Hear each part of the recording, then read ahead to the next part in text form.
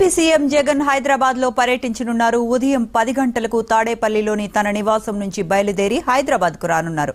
తుంటి మార్పిడి శస్త్రచికిత్స చేయించుకున్న తెలంగాణ మాజీ సీఎం బీఆర్ఎస్ అధినేత కేసీఆర్ ను బంజారాహిల్స్ రోడ్ నెంబర్ 14లోని ఆయన నివాసంలో కలిసి జగన్ పరామర్శిస్తారు. మధ్యాహ్నం అక్కడ నుంచి బయలుదేరి తాడేపల్లికి చేరుకుంటారు.